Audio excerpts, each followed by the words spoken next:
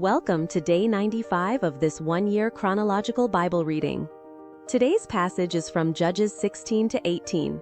Judges chapter 16. Samson went to Gaza and saw there a prostitute and went into her. The Gazites were told, "Samson is here." They surrounded him and laid wait for him all night in the gate of the city, and were quiet all the night, saying, "Wait until morning light, then we will kill him." Samson lay until midnight, then arose at midnight and took hold of the doors of the gate of the city, with the two posts, and plucked them up, bar and all, and put them on his shoulders, and carried them up to the top of the mountain that is before Hebron. It came to pass afterward that he loved a woman in the valley of Sorek, whose name was Delilah. The lords of the Philistines came up to her and said to her, "Entice him, and see in which his great strength lies, and by what means we may prevail against him, that we may bind him to afflict him, and we will each give you 1,100 pieces of silver." Delilah said to Samson, "Please tell me where your great strength lies, and what you might be bound to afflict you." Samson said to her, "If they bind me with 7 green cords that were never dried, then shall I become weak, and be as another man." Then the lords of the Philistines brought up to her 7 green cords which had not been dried, and she bound him with them. Now she had an ambush waiting in the inner room. She said to him, "The Philistines are on you, Samson." He broke the cords as a flax thread is broken when it touches the fire. So his strength was not known. Delilah said to Samson, "Behold, you have mocked me, and told me lies. Now please tell me how you might be bound." He said to her, "If they only bind me with new ropes with which no work has been done, then I will become weak, and be as another man." So Delilah took new ropes and bound him with them, then said to him, "The Philistines are on you, Samson." The ambush was waiting in the inner room. He broke them off his arms like a thread. Delilah said to Samson, "Until now you have mocked me and told me lies. Tell me with what you might be bound." He said to her, "If you weave the 7 locks of my head with the fabric on the loom." She fastened it with the pin, and said to him, "The Philistines are on you, Samson." He awakened out of his sleep, and plucked away the pin of the beam and the fabric. She said to him, "How can you say, 'I love you,' when your heart is not with me? You have mocked me these 3 times, and have not told me where your great strength lies." When she pressed him daily with her words and urged him, his soul was troubled to death. He told her all his heart and said to her, "No razor has ever come on my head, for I have been a Nazirite to God from my mother's womb. If I am shaved, then my strength will go from me, and I will become weak, and be like any other man." When Delilah saw that he had told her all his heart, she sent and called for the lords of the Philistines, saying, "Come up this once, for he has told me all his heart." Then the lords of the Philistines came up to her, and brought the money in their hand. She made him sleep on her knees, and she called for a man and shaved off the 7 locks of his head, and she began to afflict him, and his strength went from him. She said, "The Philistines are upon you, Samson." He awoke out of his sleep and said, "I will go out as at other times, and shake myself free." But he didn't know that the Lord had departed from him. The Philistines laid hold on him and put out his eyes, and they brought him down to Gaza and bound him with fetters of bronze, and he ground at the mill in the prison.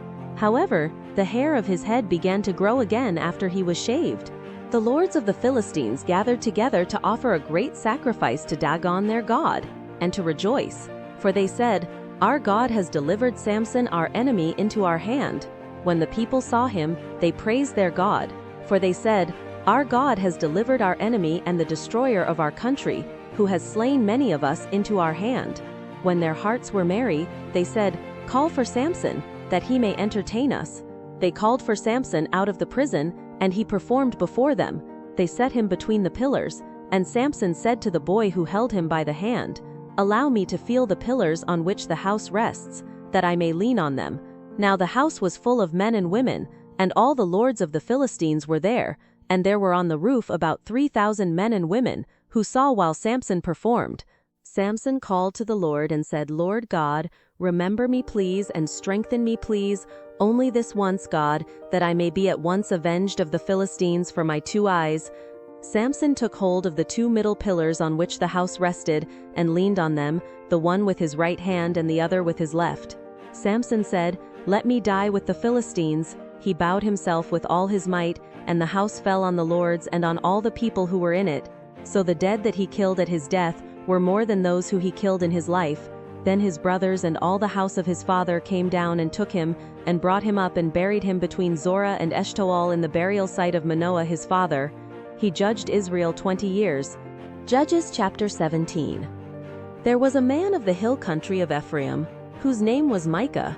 He said to his mother, "The 1,100 pieces of silver that were taken from you, about which you uttered a curse, and also spoke it in my ears, behold, the silver is with me. I took it." His mother said, "May the Lord bless my son." He restored the 1,100 pieces of silver to his mother. Then his mother said, "I most certainly dedicate the silver to the Lord from my hand for my son, to make a carved image and a molten image. Now therefore I will restore it to you." When he restored the money to his mother took 200 pieces of silver, and gave them to a silversmith, who made a carved image and a molten image out of it. It was in the house of Micah. The man Micah had a house of gods, and he made an ephod, and teraphim, and consecrated one of his sons, who became his priest.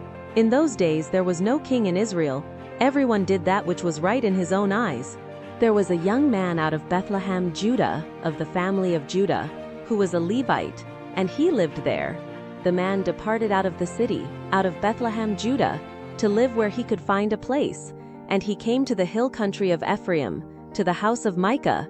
As he traveled, Micah said to him, "Where did you come from?" He said to him, "I am a Levite of Bethlehem, Judah, and I am looking for a place to live." Micah said to him, "Dwell with me, and be to me a father and a priest, and I will give you 10 pieces of silver per year, a suit of clothing, and your food." So the Levite went in. The Levite was content to dwell with the man, and the young man was to him as one of his sons. Micah consecrated the Levite, and the young man became his priest, and was in the house of Micah. Then Micah said, "Now I know that the Lord will do good to me, since I have a Levite as my priest." Judges chapter 18. In those days there was no king in Israel. In those days the tribe of the Danites sought an inheritance to dwell in, for to that day their inheritance had not fallen to them among the tribes of Israel. The children of Dan sent 5 men of their family from their whole number, men of valor, from Zorah and from Eshtaol, to spy out the land and to search it. They said to them, "Go, explore the land." They came to the hill country of Ephraim, to the house of Micah, and lodged there. When they were by the house of Micah, they knew the voice of the young man the Levite, so they went over there and said to him, "Who brought you here? What do you do in this place? What do you have here?" He said to them, "Thus and thus has Micah dealt with me, and he has hired me, and I have become his priest." They said to him, "Please ask counsel of God, that we may know whether our way which we go shall be prosperous." The priest said to them, "Go in peace. Your way in which you go is before the Lord." Then the 5 men departed and came to Laish and saw the people who were there, how they lived in safety, in the way of the Sidonians, quiet and secure, for there was no one in the land possessing authority, that might put them to shame in anything. And they were far from the Sidonians, and had no dealings with anyone else. They came to their brothers at Zorah and Eshtaol, and their brothers asked them, "What do you say?" They said, "Arise, and let's go up against them, for we have seen the land, and behold, it is very good. Do you stand still? Don't be slothful to go and to enter in to possess the land. When you go, you will come to an unsuspecting people, and the land is large, for God has given it into your hand, a place where there is no lack of anything that is in the earth." The family of the Danites set out from Zorah and Eshtaol with 600 men armed with weapons of war. They went up and encamped in Kiriath-Jearim in Judah. Therefore they call that place Mahane Dan to this day. Behold, it is behind Kiriath-Jearim. They passed from there to the hill country of Ephraim, and came to the house of Micah. Then the 5 men who went to spy out the country of Laish answered and said to their brothers, "Do you know that there is in these houses an ephod, and teraphim, and a carved image, and a molten image? Now therefore consider what you have to do." They went over there and came to the house of the young Levite man, even to the house of Micah, and asked him how he was doing. The 600 men armed with their weapons of war, who were of the children of Dan, stood by the entrance of the gate. The 5 men who went to spy out the land went up, and came in there, and took the engraved image, the ephod, the teraphim, and the molten image, and the priest stood by the entrance of the gate, with the 600 men armed with weapons of war. When these went into Micah's house and took the engraved image, the ephod, the teraphim, and the molten image, the priest said to them, "What are you doing?" They said to him, "Hold your peace, put your hand on your mouth, and go with us. Be a father and a priest to us. Is it better for you to be priest to the house of one man, or to be priest to a tribe and a family in Israel?" The priest's heart was glad, and he took the ephod, the teraphim, and the engraved image, and went with the people. So they turned and departed, and put the little ones, the livestock and the goods before them. When they were a good way from the house of Micah, the men who were in the houses near Micah's house gathered together and overtook the children of Dan. As they called to the children of Dan, they turned their faces and said to Micah, "What ails you, that you come with such a company?" He said, "You have taken away my gods which I made, and the priest, and have gone away. What more do I have? How can you ask me, what ails you?" The children of Dan said to him, "Don't let your voice be heard among us, lest angry fellows fall on you, and you lose your life with the lives of your household."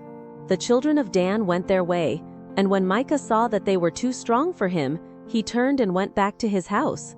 They took that which Micah had made, and the priest whom he had, and came to Laish, to a people quiet and unsuspecting, and struck them with the edge of the sword. Then they burned the city with fire. There was no deliverer, because it was far from Sidon, and they had no dealings with anyone else, and it was in the valley that lies by Beth Rehob. They built the city and lived in it. They called the name of the city Dan, after the name of Dan their father, who was born to Israel. However, the name of the city used to be Laish. The children of Dan set up for themselves the engraved image, and Jonathan the son of Gershom, the son of Moses, and his sons were priests to the tribe of the Danites until the day of the captivity of the land. So they set up for themselves Micah's engraved image, which he made, and it remained all the time that God's house was in Shiloh. Thank you for joining. If you have been blessed by this, please like, subscribe, and share with others. God bless.